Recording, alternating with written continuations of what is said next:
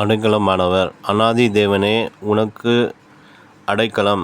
அவருடைய நித்திய புயங்கள் உனக்கு ஆதாரம். அவர் உனக்கு முன்னின்று சத்துருக்களைத் துரத்தி அவர்களை அழித்து போடு என்று கட்டளையிடுகிறார். உபாகமம் 33:27. கர்த்தர் நமக்கு அடைக்கலமானவர். அந்த அடைக்கலம் சாதாரணமான அடைக்கலம் அல்ல, மிகவும் மேன்மையான அடைக்கலம். அநாதி தேவனே, உனக்கு அடைக்கலம் என்று மோசே பக்தன் கூறுவதை பாருங்கள். கர்த்தருடைய அடைக்கலத்திலே இருக்கிற மனிதன் பாக்கியவான்.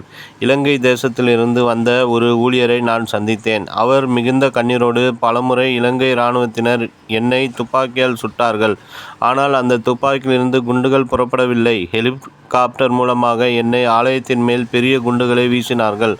குண்டுகள் கீழே விழுந்தன, ஆனால் அவை வெடிக்கவில்லை. அநாதி தேவனே எங்களுக்கு அடைக்கலமாய் இருந்தார் என்று சொன்னார். நாம் வாழுகிற உலகம் ஒரு பயங்கரமான உலகம். எந்த நேரம் எந்த ஆபத்து வரும் என்பதை கணிக்க முடியாது.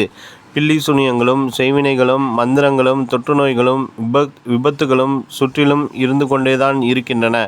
ஆனால் நாம் அவைகளுக்கு பயப்பட வேண்டியதில்லை. அநாதி தேவனே நமக்கு அடைக்கலமாய் இருக்கிறார். தாவீதை பாருங்கள். அவருக்கு எத்தனை விரோதிகள் இருந்தார்கள். ஆடு மாடுகளை மேய்க்கும் போது சிங்கங்களும் கரடிகளும் ஓநாய்களும் அவருக்கு எதிர்கொண்டு வந்தன. தாவீது கர்த்தருடைய அடைக்கலத்தில் இருந்ததினால் அவைகளால் அவரை சேதப்படுத்த முடியவில்லை. மாறாக தாவீதுதான் அவைகளை எதிர்கொண்டு போய் அடித்து கொன்று போட்டார். அடைக்கலம் என்ற வார்த்தைக்கு பாதுகாப்பு என்று பொருள். கர்த்தர் தாவீதுக்கு உயர்ந்த அடைக்கலமாய் இருந்து சவுலின் கையிலிருந்து மாத்திரமல்லாமல் பெலிஸ்தியர், மீதியானியர் போன்ற பல வகையான பகைவர்களிடமிருந்தும் அவரை பாதுகாத்து தம் அடைக்கலத்திற்குள் வைத்து கொண்டார். கிறிஸ்துவின் அடைக்கலத்தின் மேன்மையை நீங்கள் அறிந்து கொள்ள வேண்டுமா? கோழியின் செட்டைகளின் கீழிருக்கிற குஞ்சுகளை பாருங்கள்.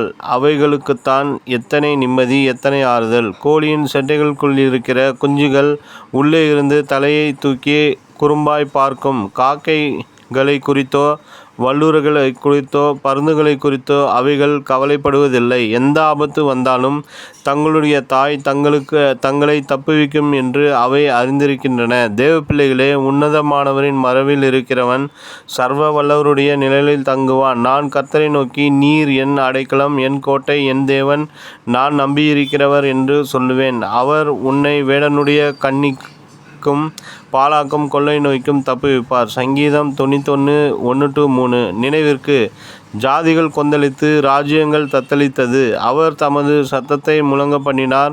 பூமி உருகி போயிற்று. சேனைகளின் கர்த்தர் நம்மோடு இருக்கிறார்.